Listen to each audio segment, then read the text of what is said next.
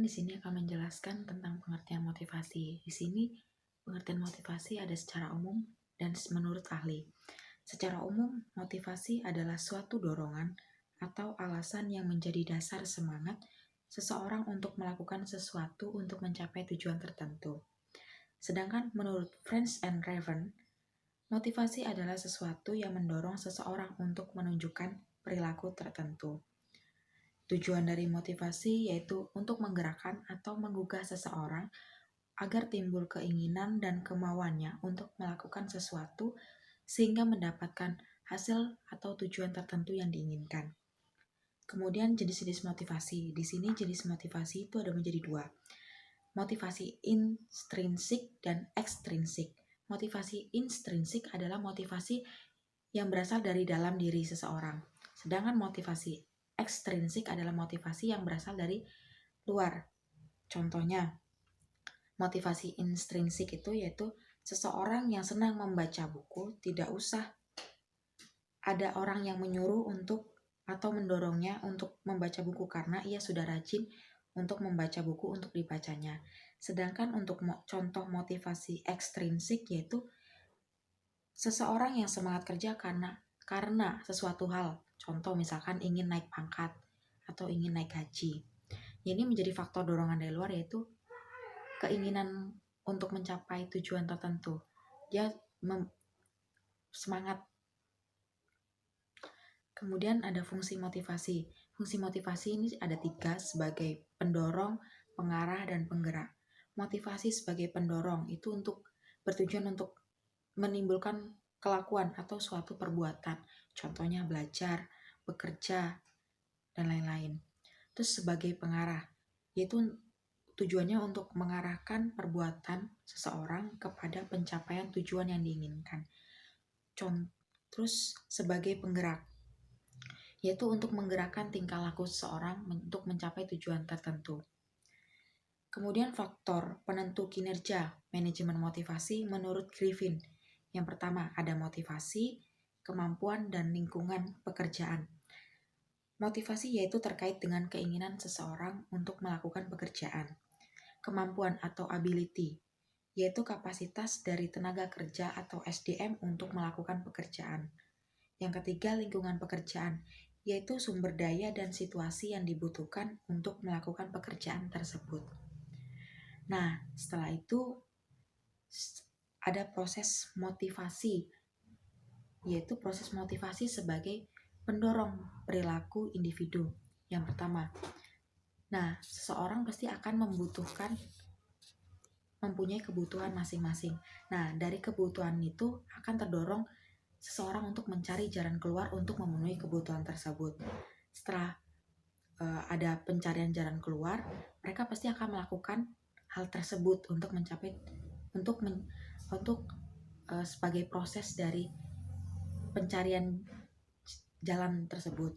Nah, setelah mereka melakukan perilaku atas jalan keluar yang mereka pilih untuk memenuhi kebutuhan, mereka akan melakukan evaluasi atas pemuasan kebutuhan atau masih kurang atau perlu lebih giat lagi untuk melakukan hal tersebut. Setelah dievaluasi, ada penentuan kebutuhan di masa yang akan datang dan pencarian bagi cara pemenuhannya. Jadi setelah mereka mengevaluasi kira-kira di tahun yang akan datang apa yang mereka butuhkan dan bagaimana cara mereka mencarinya. Nah itu setelah itu kembali lagi ke kebutuhan. Itu merupakan proses motivasi yang tidak dapat diukur sebagai motivasi pendorong perilaku individu. Terima kasih. Lalu berikutnya ada beberapa pendekatan yang dilakukan dalam motivasi.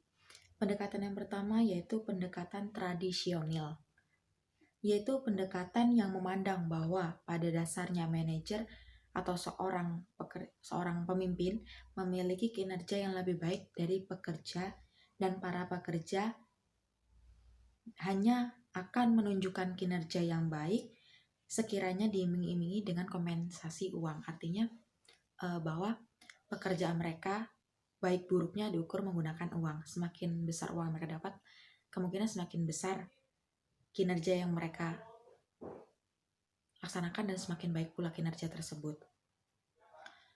Artinya bahwa kinerja seseorang diukur menggunakan uang, artinya human are motivated lovely by money. Itu menurut Stoner, Freeman, and Gilbert tahun 1995. Karena itu pendekatan tradisional melahirkan adanya pemberian insentif atau gaji. Lalu yang kedua yaitu pendekatan relasi manusia. Pendekatan ini pada dasarnya menunjukkan bahwa relasi antar manusia akan saling membantu dan memelihara motivasi karyawan. Karena jika karyawan melakukan pekerjaan yang sama terus-menerus akan menimbulkan kebosanan yang menyebabkan motivasi menurun. Artinya ada hubungan yang baik dan timbal balik antara pekerja satu dan pekerja lainnya. Atau bisa dibilang seperti teamwork gitu. Jadi mereka akan saling membutuhkan dan saling membantu untuk memenuhi kekurangan dan kelebihannya masing-masing.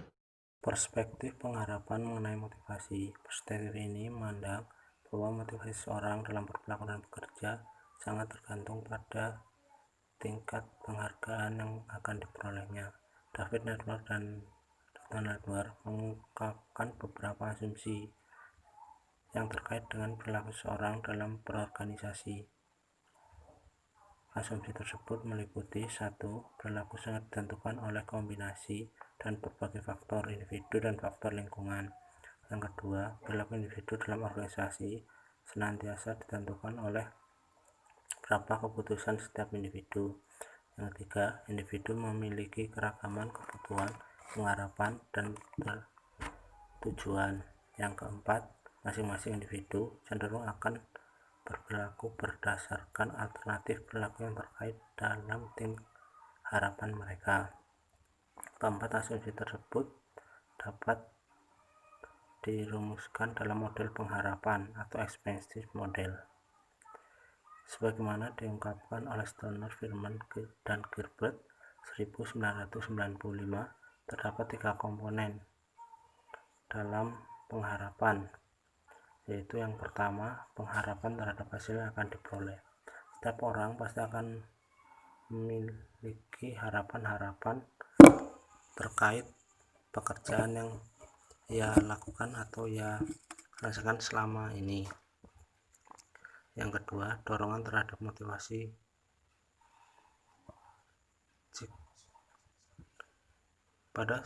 Jika pada suatu perusahaan akan memberikan sebuah motivasi, hal itu akan memberikan dorongan terhadap para pegawai atau para pekerja yang mendapatkan, katakanlah sebuah bonus. Hal tersebut akan mendorong terhadap motivasi yang ada pada diri para pegawai. Yang ketiga, pengharapan akan usaha yang perlu dilakukan, atau komponen ketiga ini merupakan lanjutan dari komponen 1 dan komponen 2. Hal tersebut akan menjadi titik baik bagi para pegawai dan para pekerja. Sesuatu yang diharapkan atau diperoleh dinamakan sebagai penghargaan atau reward. Nah, di sini terdapat 2 penghargaan, yaitu penghargaan intrinsik dan penghargaan ekstrinsik. Penghargaan intrinsik yaitu penghargaan yang dirasakan langsung oleh para pegawai atau sesuatu yang diberikan atau memuaskan suatu. Sedangkan penghargaan ekstrinsik yaitu penghargaan yang diterima oleh seorang dari lingkungan tempat dia bekerja, di mana sesuatu yang akan diperolehnya menjadi daya tarik seperti bonus, pujian, dan lain sebagainya. Karena dengan adanya motivasi yang tinggi, peningkatan kepercayaan, kepuasan, dan melakukan pekerjaan dan lain sebagainya. Sebagai contoh dari penghargaan intrinsik, perusahaan tidak perlu lebih berusaha payah dalam memotivasi para pekerjanya, karena penghargaan intrinsik ini merupakan suatu yang sifatnya internal dalam diri pegawai dan pekerja. Namun, di sisi lain, jika penghargaan intrinsik kemudian diberikan manajer, Hal tersebut akan menimbulkan pertanyaan, apa suatu yang sifatnya internal tersebut akan terganggu dikarenakan para pegawai akan termotivasi dengan penghargaan tidak sesuai dengan yang dianjurkannya. Kita lanjut ke perspektif penguatan mengenai motivasi. Prinsip dasar dari perspektif penguatan ini yaitu berangkat dari kerangka pikir B.F. Skinner. Kerangka pikir ini bermula dari adanya simulan dari faktor seorang untuk berbuat. Katakanlah ada tugas yang diberikan kepada simulan ini, kemudian ditindaklanjuti melalui respon oleh para pegawainya. Katakanlah pegawai tersebut mengatakan akibat kinerja yang telah ditunjukkannya akan sangat memungkinkan dirinya telah mengalami perlakuan positif di masa lalu. Tetapi sekiranya pegawai tersebut menerima pekerjaan, katakanlah kinerja baik telah ditunjukkan kepadanya dan lain sebagainya dari manajer, maka hal tersebut akan merespon berikutnya atau pada masa yang akan datang. Hal tersebut akan termotivasi dengan hal-hal positif. Modifikasi perilaku. Modifikasi perilaku merupakan para manajer belum memberi perlakuan yang adil pada tempat terhadap pegawai di masa yang akan datang. Katakanlah tindakan pada waktu kinerja, maka para manajer harus memberikan perilaku yang mencerminkan hal tersebut, sebab hal tersebut akan memberikan dorongan atau motivasi pada para pegawai atau para pekerjanya. Ada 4 jenis perubahan atau modifikasi perilaku yang dapat dilakukan, diantaranya yaitu penguatan positif. Modifikasi perlakuan ini dilakukan dengan memberikan perlakuan positif terhadap tindakan yang telah dilakukan oleh para pegawai di masa lalu, misalnya melalui pujian, pemberian bonus, dan lain sebagainya. Yang kedua, pembelajaran melalui penghinaan terhadap sesuatu. Modifikasi perilaku ini dilakukan melalui tindakan yang adil terhadap pelanggaran pegawai di masa lalu. Katakanlah jika manajer berhadapan dengan masalah perlakuan para teguran atau mungkin pemotongan gaji. Yang ketiga, pengecualian atau penindaian. Modifikasi ini dilakukan melalui penindaian atau pengecualian sesuatu yang pada masa lalu justru memberikan kontribusi negatif pada organisasi. Yang keempat, hukuman ini merupakan modifikasi perilaku melalui penguatan yang bersifat negatif dalam pengertian negatif terhadap perilaku yang negatif, atau dapat dikatakan perbuatan ini merupakan kebalikan dari penguatan positif. Hukuman ini dapat berupa surat teguran, pemotongan gaji, dan lain sebagainya.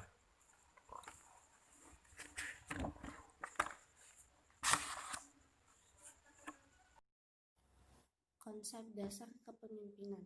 Pengertian kepemimpinan. Kepemimpinan dapat diartikan sebagai proses mempengaruhi dan mengarahkan para pegawai dalam melakukan pekerjaan yang telah ditugaskan kepada mereka. Kepemimpinan adalah proses dalam mengarahkan dan mempengaruhi para anggota dalam hal berbagai aktivitas yang harus dilakukan. Menurut pakar Greenfield, pengertian kepemimpinan dibagi menjadi 2 konsep, yaitu sebagai proses dan sebagai atribut.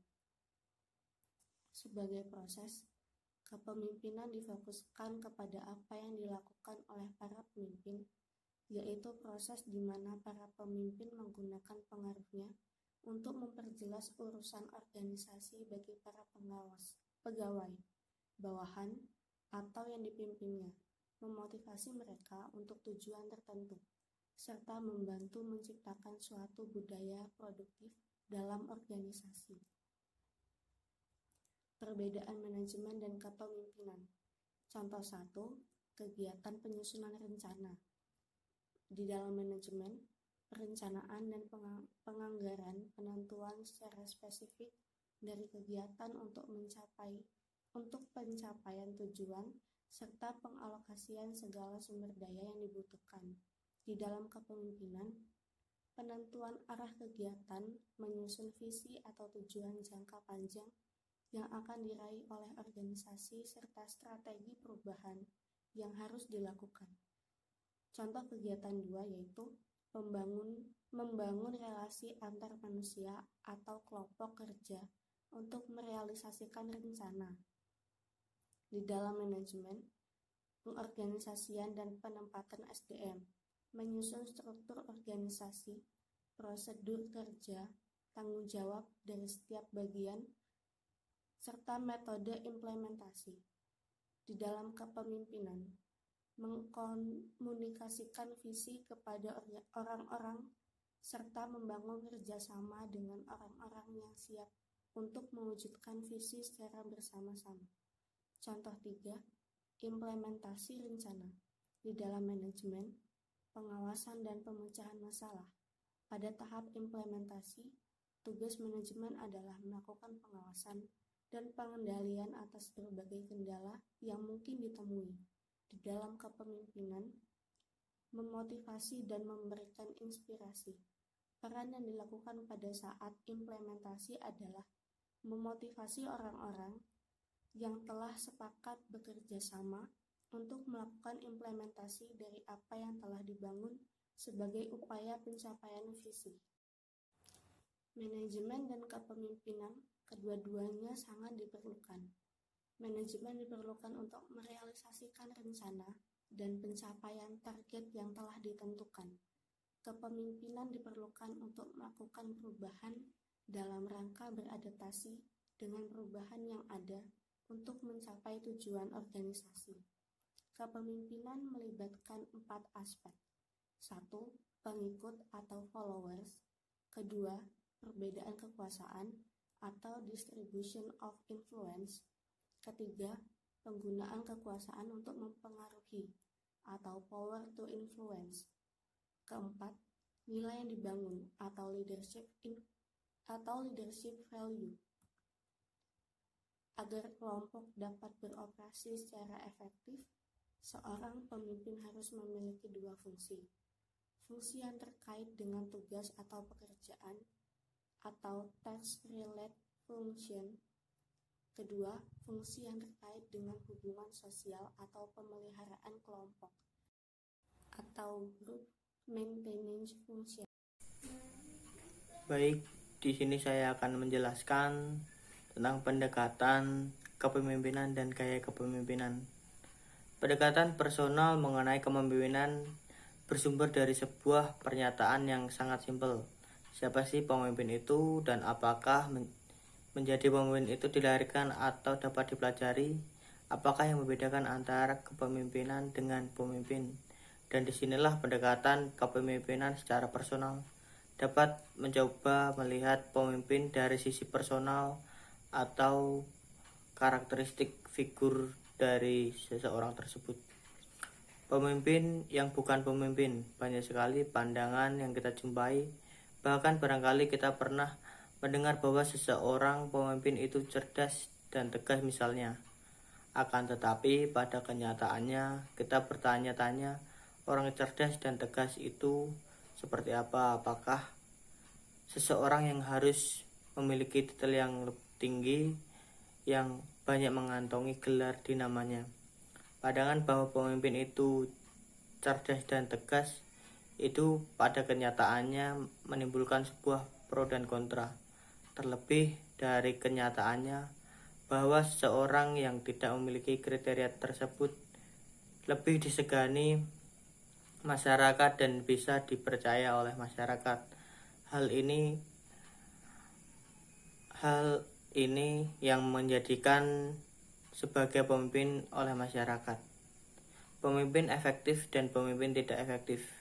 Pendekatan inilah yang mencoba dan memulainya dari sudut pandang fisiknya. Apakah seseorang itu pantas untuk menjadi pemimpin, atau dari segi penampilannya yang kurang meyakinkan bahwa ia adalah seorang pemimpin. Selain dari fisiknya, juga bisa dilihat dari bagaimana kemampuan dia untuk mencapai sebuah tujuan yang organisasi telah dibuatnya. Mereka yang mampu memboncengi anggota-anggotanya untuk sama-sama mencapai kesuksesan tujuannya bisa disebut sebagai pemimpin yang efektif. Kemudian bagaimana pemimpin itu tidak efektif? Dari sumber yang telah kita baca, bahwasanya pemimpin yang tidak efektif itu kebalikannya pemimpin yang efektif. Berdasarkan kasus-kasus yang ditemukan, apakah pria lebih efektif dari wanita, dan apakah suku tertentu lebih efektif dari suku lainnya? Pada dasarnya, jika menerima pemimpin dan pemimpin lebih cenderung dilihat dari kemampuannya dalam mencapai tujuannya, maka pemimpin efektif sangat mungkin untuk muncul dari pria atau wanita, suku, bangsa, ras manapun, dari kalangan yang bisa memiliki kemampuan untuk memimpin. Lalu ada gaya pemimpin. Gaya pemimpin merupakan cara pemimpin untuk mempengaruhi bawahannya yang dinyatakan dalam bentuk pola tingkah laku, kepribadian. Pemimpin merupakan seorang yang memiliki suatu program dan yang berperilaku secara bersama-sama dengan anggota kelompok dengan mempergunakan cara atau gaya tertentu. Kepemimpinan mempunyai peranan sebagai kekuatan dinamik yang mendorong, memotivasi, dan mengkoordinasikan perusahaan dalam mencapai tujuan yang ditetapkan. Tugas pemimpin. Tugas pokok seorang pemimpin yaitu melaksanakan fungsi-fungsi manajemen seperti yang telah disebutkan sebelumnya, yang terdiri dari merencanakan, mengorganisasikan, menggerakkan, dan mengawasi. Terlaksananya tugas-tugas tersebut tidak dapat dicapai hanya oleh pimpinan seorang diri, tetapi dengan menggerakkan orang-orang yang dipimpinnya. Agar orang-orang yang dipimpin mau bekerja secara efektif, seseorang pemimpin yang di samping itu harus memiliki inisiatif dan kreatif, harus selalu memperhatikan hubungan manusiawi. Hubungan sosial. Hubungan sosial merupakan inti daripada kepemimpinan. Jadi, interaksi yang terjadi dalam kehidupan manusia baik secara langsung maupun tidak, disengaja maupun tidak disengaja, sehingga menimbulkan reaksi terhadap yang lainnya. Dari fungsi hubungan sosial tersebut, untuk menerapkan seorang pemimpin hendaknya dapat mengayomi serta memberikan arahan dan pendekatan terhadap bawahannya ataupun terhadap masyarakat, sehingga hubungan tersebut dapat dirasakan bersama dengan baik.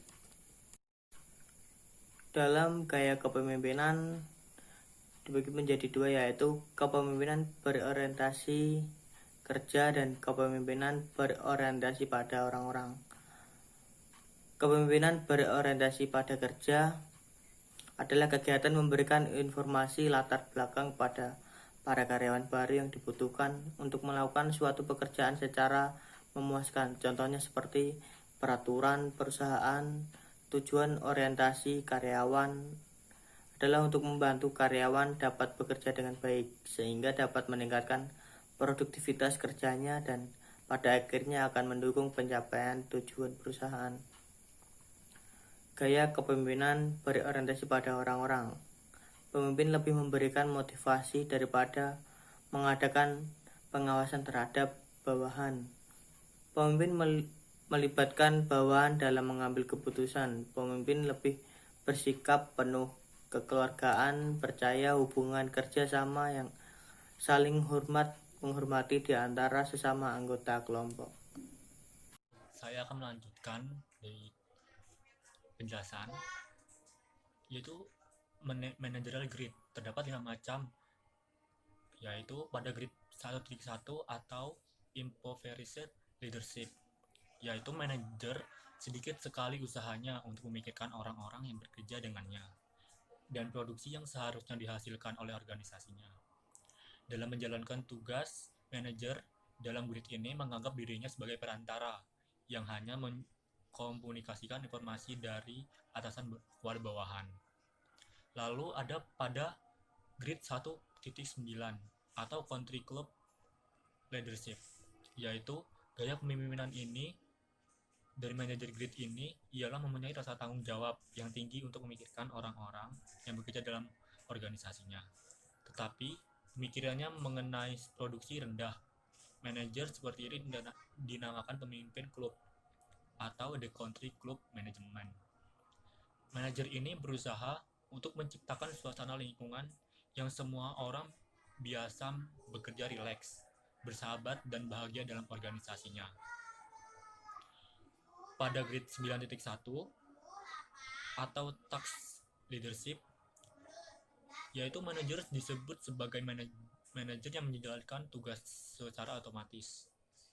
Manajer semacam ini hanya mau memikirkan tentang usaha peningkatan efisiensi pelaksanaan kerja, tidak mempunyai atau hanya sedikit rasa tanggung jawabnya pada orang-orang yang bekerja pada organisasinya. Pada grid 5.5 atau middle of road leadership, yaitu manajer mempunyai pemikiran yang medium baik pada produksi maupun pada orang-orang. Dia berusaha menciptakan dan membina moral orang-orang yang bekerja dalam organisasi yang dipimpinnya, dan produksi dalam tingkat memadai, tidak terlampau mencolok. Dia tidak menciptakan target yang tinggi sehingga sulit dicapai dan berbaik hati mendorong orang-orang untuk bekerja lebih baik. Lalu pada grid 9.9 atau team leadership, yaitu manajer mempunyai rasa tanggung jawab yang tinggi untuk memikirkan baik produksi maupun orang-orang yang bekerja dengannya. Dia mencoba untuk merencanakan semua usahanya dengan senantiasa memikirkan dedikasinya pada posisi dan nasib orang-orang yang bekerja dalam organisasinya. Manajer yang termasuk dalam grid ini dikatakan sebagai manajer tim yang real atau the real team manager. Dia mampu memadukan kebutuhan produksi dengan kebutuhan orang-orang secara individu. Ada teori situasional Harsey dan Blanchard, merupakan suatu teori kemungkinan yang memusatkan perhatian pada para pengikut. Kepemimpinan yang berhasil dicapai dengan memilih gaya kepemimpinan yang tepat, yang menurut argumen Harsey dan Blanchard, bersifat tergantung pada tingkat kesiapan dan kedewasaan pada pengikutnya. Tekanan pada pengikut dalam keefektifan kepemimpinan mencerminkan kenyataan bahwa para pengikutlah yang berminat baik atau menolak pemimpin. Tidak peduli apa yang dilakukan si pemimpin itu, keefektifan bergantung pada tindakan dari pengikutnya. Ada model LPC dari Fiedler. LPC tinggi jika pemimpin tidak menyenangi rekan kerja, sedangkan LPC yang rendah menunjukkan pemimpin yang siap menerima rekan kerja untuk bekerja sama. Skor LPC yang tinggi menunjukkan bahwa pemimpin berorientasi pada relationship. Fiedler memprediksi bahwa para pemimpin dengan low LPC, yakni mereka yang mengutamakan orientasi pada tugas, akan lebih efektif dibanding para pemimpin yang high LPC, yakni mereka yang mengutamakan orientasi kepada orang atau hubungan baik dengan orang apabila kontrol situasinya sangat rendah ataupun sangat tinggi. Sebaliknya, para pemimpin dengan high LPC akan lebih efektif dibanding pemimpin dengan low LPC apabila kontrol situasi moderat. Lalu ada teori path goal atau model arah tujuan yang ditulis oleh House pada tahun 1971 yang menjelaskan pemimpinan sebagai keefektifan pemimpin yang tergantung dari bagaimana pemimpin memberi pengarahan, motivasi, dan bantuan untuk mencapai tujuan pada pengikutnya. Path goal teori menekankan pada cara-cara pemimpin memfasilitasi kinerja kerja dengan menunjukkan pada bawahan bagaimana kinerja diperoleh melalui pencapaian reward yang diinginkan.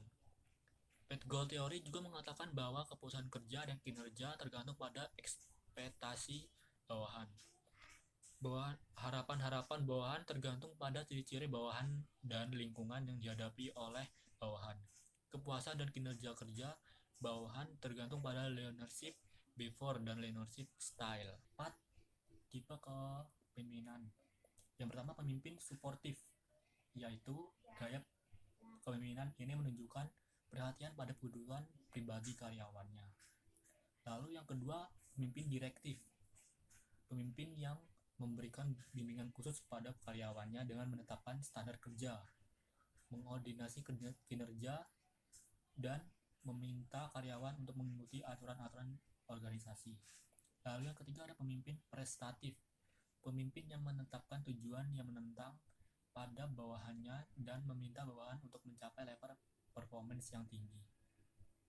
Yang keempat, pemimpin partisipatif, pemimpin yang menerima saran-saran dan nasihat bawahan. Ada model from Yeton Jago.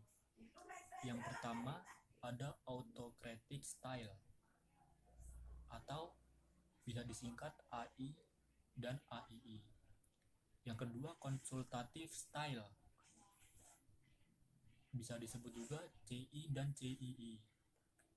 Dan yang ketiga one group style, bisa disebut GII. Untuk lebih lanjut ada di samping.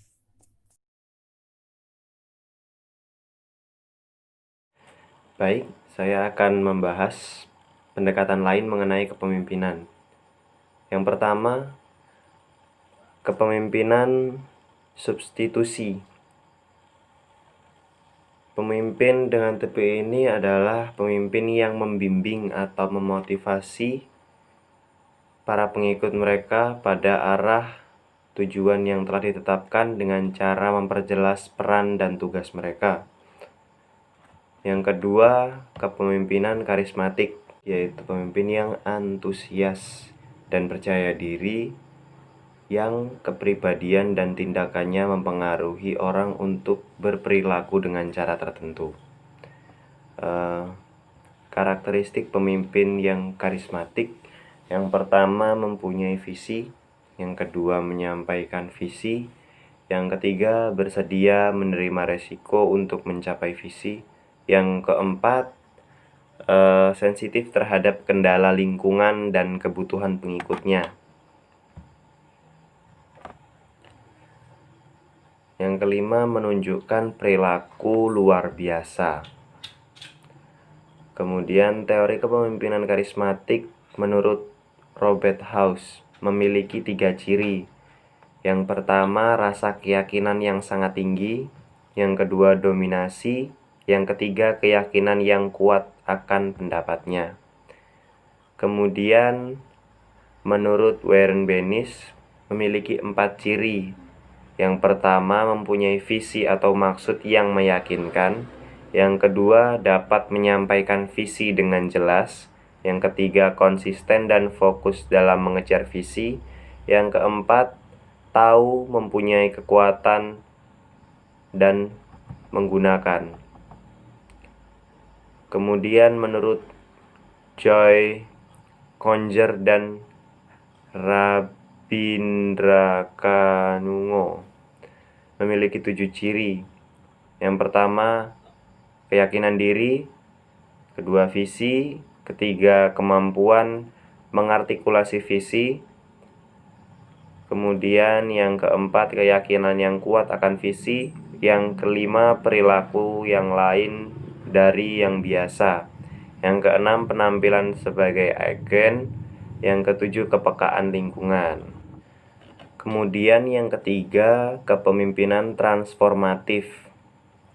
Tipe pemimpin seperti ini mengarahkan atau memotivasi para pengikutnya pada tujuan yang telah ditetapkan dengan cara memperjelas peran dan tugas mereka.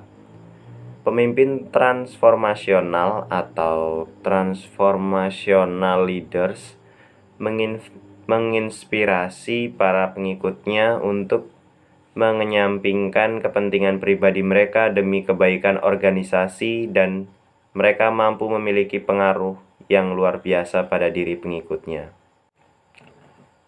Kemudian perilaku politis dalam organisasi. Perilaku politis dalam organisasi yang umum ada beberapa jenis. Yang pertama, inducement, suatu tindakan memberikan imbalan atas perilaku yang dikerjakan. Yang kedua, persuasion, suatu tindakan untuk mempengaruhi tingkah laku seseorang dalam suatu organisasi. Kemudian, creation of an obligation, sesuatu ikatan dengan mana seorang terkait atau berkewajiban untuk melakukan hal-hal tertentu dan yang muncul dari rasa kewajiban. Kemudian coercion, memaksa pihak lain untuk berperilaku secara spontan, baik melalui tindakan atau tidak bertindak, dengan menggunakan ancaman, hadiah, atau intimidasi, atau bentuk lain dari tekanan atau kekuatan. Always do it on my own, so I gotta get through it. And the only thing I know is to love